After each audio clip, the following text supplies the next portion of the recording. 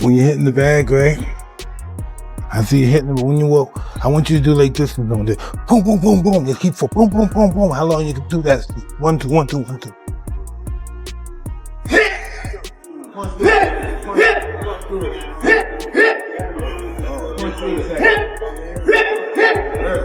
Paul, I think when he weighed in for Mike Tyson, was 227 pounds.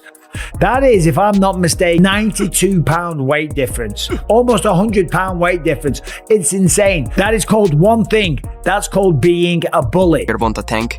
Davis and Mike Tyson recently joined forces for a brutal training session ahead of Tank's highly anticipated clash with Jake Paul. The energy inside the gym was electric, as the boxing legend passed down his trademark, ferocity and precision. Tyson personally coached Davis on unleashing explosive punches, focusing on head movement, body torque, and those devastating uppercuts that define knockout power. Witnesses said Tank looked sharper than ever, channeling Tyson's signature aggression and blistering speed. With this mentorship, Gervonta Davis now appears more dangerous than ever as he heads into the Jake Paul fight. Yeah, are there any considerations when you're moving your head, like you're trying to get your head out of the center line? No, well, you want to get out the center, but the objective for him to throw the punch before you can counter. Like if he throws the punch here, you count here, you go to here, right, and you're still outside. Yeah, absolutely, that makes sense. So you want them to miss, and when they miss, that's your opportunity. Absolutely. Sometimes you can punch while he's punching, you can throw boom at the same time. As he punches, boom, and you go down. Absolutely. It's all about moving after you punch. As soon as you punch, you're gone. Whatever it is, boom, side, whatever it is, you have to go. I love that foot movement. Is that something that Casamato taught you? Yeah, twisting. Twisting is what it's. The showdown between Jake Paul and Gervonta Davis is officially set for November 14th at the Casa Center in Miami, Florida. The fight was originally planned to take place in Atlanta, but it was relocated after the Georgia Athletic and Entertainment Commission raised concerns about the massive weight difference between the two fighters. Oh my days. Jake Paul versus Tank Davis. Is this real? This can't be real. Because he was talking about fighting Joshua, which is heavyweight, and now he's saying about fighting Tank. Nah, this can't be. It's Netflix as well. I need to go and do some checks and see if like the main pages have posted this, but Jake Paul's posted it. It says Friday, November 14th. It's in Atlanta, State Farm Arena. This is random, no? Tyson, who has shared the ring with Jake Paul, has issued a strong warning as Paul prepares to face Gervonta Davis. Tyson knows firsthand the pressure and unpredictability that come with stepping into the ring against Paul, but he also recognizes the serious danger of facing someone as explosive and technically gifted as Davis. While Paul may hold the edge in size and youth, Tyson believes Tank's speed, timing, and devastating one-punch knockout power make him a deadly threat no matter the weight difference. His cautionary words hint that Jake Paul might be underestimating just how dangerous Gervonta Davis truly is. I think Gervonta Davis is probably the greatest fighter around now, but he's got a tough fight coming up. You know, he's the top dog. There's no doubt about it. He showed that. But Barrios, he's a pretty good fighter. Last time I saw him fight, he was pretty durable. Fans and pundits have long drawn comparisons between Gervonta Davis and Mike Tyson, often pointing to their devastating knockout power, aggressive mentality, and larger-than-life personas. But those comparisons come with clear distinctions. Davis competes in a completely different era, weight class, and boxing environment, while Tyson's legacy was built during a ferocious peak that continues to define the history of heavyweight boxing. Oh no, I don't remember the fight that much. I kind of blanked out a little. Listen, know what I remember? Coming back from the first round, and then the next day I remember Jacob doing some kind of, I don't know, what was he doing at the ring? Oh yeah, a little bow at the end, he bowed. And that's the last thing I remember. You know, but the day after the fight, right after, the day after, I woke up, I told my wife, why did I do that? You know, I don't know. I just don't know what the hell goes on. What did you think of Jake's power, man, when you were in there? I don't remember it, but my body was really sore. Yeah, my body, my chest, my stomach and stuff was really sore. On the other hand, Gervonta Davis has rejected being labeled as a younger version of Mike Tyson. In multiple interviews, he has drawn a clear line between their styles, describing himself as more of a boxer-puncher, while Tyson was a pure brawler who relied heavily on aggression and intimidation to break his opponents down. I mean, I have to ask you, would you ever remake your famous video game? Bring it to the next generation consoles, my friend? Hey, I'm just happy to be alive. Thank What you. about, I mean, what do you think about people comparing Tank Davis to you? I mean, what do you think about that? Tank is a great fighter. You think he's a great fighter? But what do they think? What do you think about them comparing it to you? I mean, you're a legend, my friend. Well, he'll be one too if he keeps fighting. Oh, okay. All right. Well, thank you. Okay, bye. When Tyson was asked about the comparisons between himself and Gervonta Davis, his answer was brutally honest. He admitted there might be some similarities, but not in the way most people think. Tyson reportedly said, maybe just getting in trouble with the law. Other than that, no, referring to Davis's past legal controversies. His response made it clear that Tyson doesn't fully buy into the comparisons others often try to make between them. Do you feel like you're the mini Mike Tyson?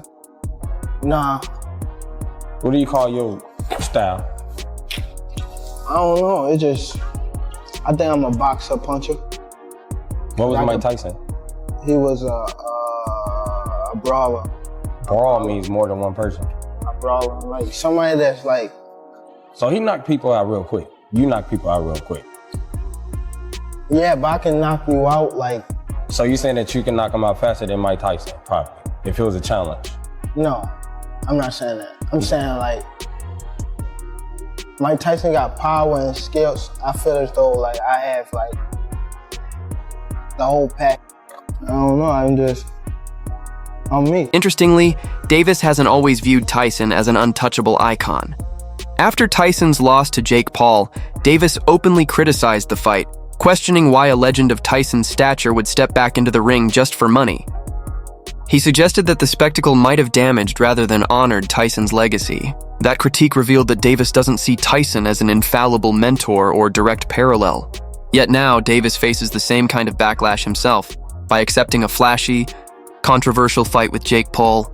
He's drawing criticism from fans, analysts, and boxing purists alike. Tank Davis, a lot of people say he reminds you of them. Does he remind you of yourself? It's a wrap. There we go. I don't know. I don't know. Maybe just getting in trouble with the law. Other than that, no.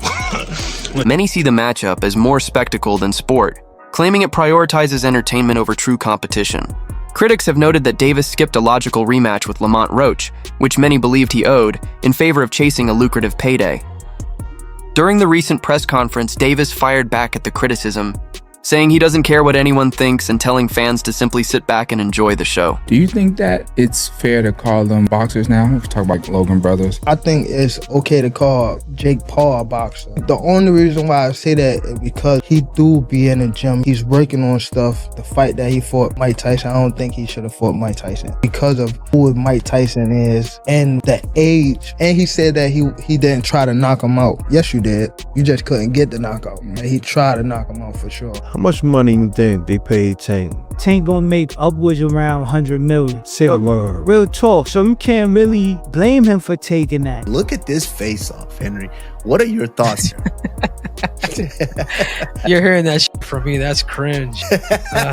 In some weird way, I kind of like cringe about it. He's trying to big man the smaller guy, who the smaller guy to me is dangerous. I think Tank Davis is going to put the hands on him, but I like it, bro. I will say something about Jake Paul. He's brought a lot of attention to boxing. Tank Davis guaranteed $40 million. If you were in that position, would you fight Jake Paul? Oh, hell yeah. You got to give Jake Paul his flowers. Mike Tyson, Anderson Silva, Nate Diaz. Jake Paul is a disruptor, and he's done a phenomenal job at that. You get big and famous enough to where they will just hand you the title shot and completely throw out the ranking system. If Jake Paul was to do that, I think that'd be the greatest sports accomplishment in history. Going from a Disney Channel kid to a YouTuber to becoming a world champion.